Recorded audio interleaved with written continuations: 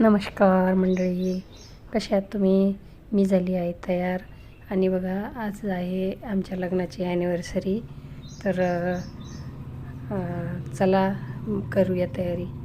मुलांनी केली केक, मुलांनी माझ्या केक आणला आणि खूप छान अशी तयारी करून दिली. आणि मग मी पहिले साहेबांना कुंकू लावलं, औक्षण केलं, नंतर त्यांनी पण केलं बरं का. बघा तुम्ही, कुंकू लावून मांग भरून छानपैकी औक्षण केलं. आणि आता आपण कापणार आहोत केक. केक पण इतका सुंदर आणलेला आहे माझ्या लेकरांनी. तर पहिले सुनबाईने कुंकू लावून घेतलं, मी पण तिला लावलं. दरवर्षी आमच्याकडे असंच असतं बरं का, वाढदिवस असो ॲनिव्हर्सरी असो, कुंकू लावूनच औक्षण करून केलं जातं. आम्ही मेणबत्त्या फुंकत नाही, तर तशाच तेवत ठेवतो. आणि केक कट करून आता एकमेकांना केक भरवला आहे. मुलांनी पण आम्हाला केक भरवला. छान असं सेलिब्रेशन केलं. तर एकेकाचा केक भरवून झाला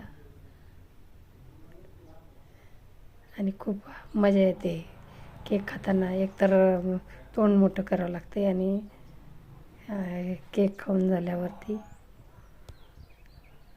सगळ्यांचा केक खाऊन झाला. आणि मग केलं आम्ही फोटो सेशन, माझ्या मुलांनी, मी आणि आमचा दोघांचा पण एक छोटासा व्हिडिओ काढला.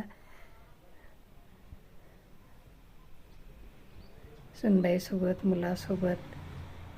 आणि माझे मुलं सुनबाई दोघी पण खूप चांगले आहे बरं का, छान आहेत. आणि सुनबाईने बघा किती छान जेवण बनवलं. पावभाजीचा बेत केला. पावभाजी एक थोडासा जास्त गरम झाल्यामुळं हे झाला, तिकडे लक्ष नका देऊ. जिलेबी, पावभाजी. आणि असं झालं आमचा ॲनिव्हर्सरीचा प्रोग्राम. आणि माझा छोटा मुलगा सुनबाई, ते पण त्यांची ॲनिव्हर्सरी आजच आहे. ते गेले कोकणात दिवेआगरला. त्यांनी पण छानपैकी सेलिब्रेट केलं, कारण त्यांना सुट्टीच नसते, 1 दिवसाची सुट्टी असते, त्याच्यामुळे ते तिकडे जाऊन आले.